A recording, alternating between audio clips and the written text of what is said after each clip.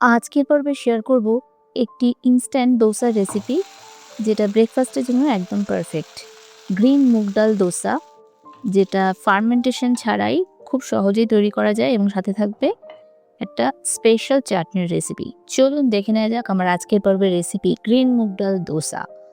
Green মুগ ডাল দোসার জন্য 1 কাপ গ্রিন মুগ ডাল নিয়ে নিচ্ছি, সাথে নেব 2 টেবিল স্পুন পরিমাণ চাল, যে কোনো চাল ওভানে ভিজিয়ে রেখেছি। এরপর খুব ভালোভাবে আবারও ধুয়ে নিলাম, ধুয়ে একটা মিক্সার গ্রাইন্ডার জারের মধ্যে এটা ট্রান্সফার করে দিলাম। এর সাথে দেব আদা আর গোটা জিরা, আর দেব 4-5টা কুচানো কাঁচা লঙ্কা, আর দেব ফ্রেশ ধনেপাতা কুচি। এরপর খুব ভালোভাবে এটাকে পেস্ট করে নিতে হবে, একদম স্মুথ পেস্ট, দেখতেই পাচ্ছেন। এরপর এটাকে একটা বাটিতে ট্রান্সফার করে নিচ্ছি।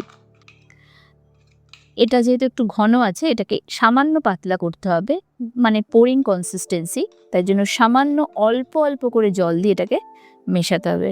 আমি দেখিয়ে দিচ্ছি ঠিক কেমন হবে ব্যাটারটা, মানে ঠিক হবে, স্মুথ হবে, কিন্তু পোরিং কনসিস্টেন্সি।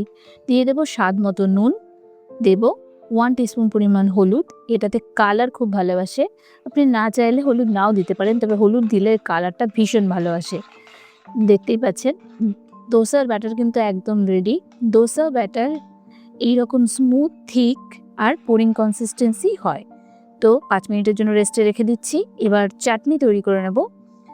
চাটনি তৈরি করার জন্য প্যানে একটু 1 টিস্পুন তেল দিয়ে তাতে গোটা জিরে, সর্ষে আর একটা গোটা শুকনো লঙ্কা ফোড়ন দিয়ে দিচ্ছি একটা মিডিয়াম সাইজের পেঁয়াজ কুচি, 1/4 কাপ পরিমাণ বাদাম,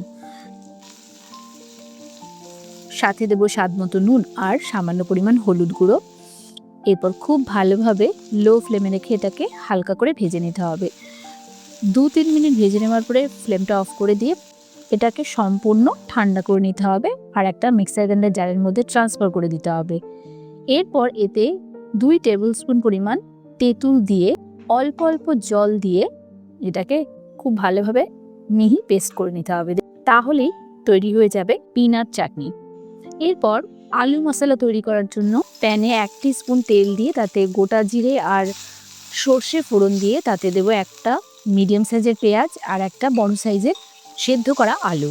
এরপর স্বাদ মতো নুন আর সামান্য পরিমাণ হলুদ দিয়ে আর একটা গোটা শুকনো লঙ্কা দিয়ে খুব ভালোভাবে মিশিয়ে নিতে হবে, আর সাথে দেব রোস্টেড জিরা পাউডার আর ফ্রেশ ধনেপাতা কুচি। এরপর 2 থেকে 3 মিনিট ধরে খুব ভালোভাবে লো ফ্লেমে রেখে এটাকে ভেজে নিলেই রেডি হয়ে যাবে আলু মশলা।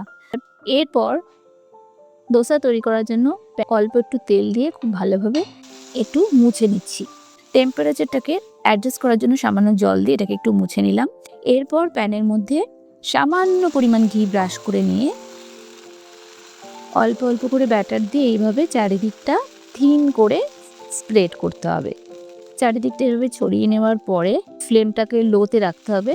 এরকমভাবে 3 মিনিট কুক করে নেওয়ার পরে যখন দেখবেন উপরটা একটু শুকিয়ে আসছে, তখন উপর থেকে আলু মশলা আর সামান্য পরিমাণ পেঁয়াজ আর ফ্রেশ ধনেপাতা দিয়ে প্যানের সাইডটায় এইভাবে ঘি ব্রাশ করে দিতে হবে, আর উপর থেকেও সামান্য ঘি দিয়ে দিতে হবে।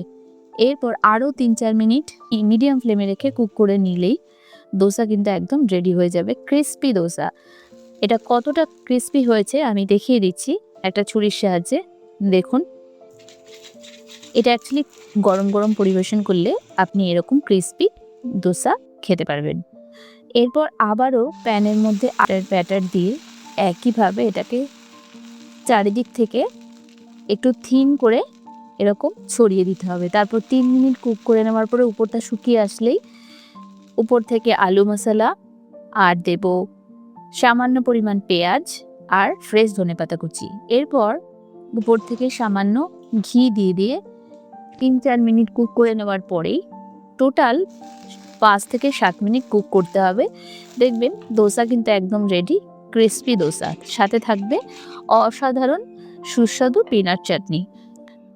তাহলে আজকের পর্বের রেসিপিটা অবশ্যই বাড়িতে একবার ট্রাই করে দেখবেন। রেসিপিটা আমি অনেক সহজ পদ্ধতিতে দেখানোর চেষ্টা করেছি। ব্রেকফাস্টের রেসিপি হিসেবে একদম পারফেক্ট রেসিপি। আপনি বাচ্চাদের টিফিনের ক্ষেত্রে এই রেসিপি একবার তৈরি করে দেখতে পারেন।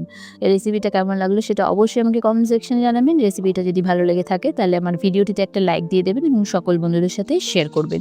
আপনি যদি আমার চ্যানেলে প্রথমবারের মতো ভিজিট করে থাকেন তাহলে চ্যানেলটিকে অবশ্যই সাবস্ক্রাইব করে দেবেন। ভালো থাকবেন, সুস্থ থাকবেন। আগামী পর্বে আবারও দেখা হবে নতুন এইরকম ধরনের ইউনিক রেসিপির সাথে। ততক্ষণের জন্য নমস্কার।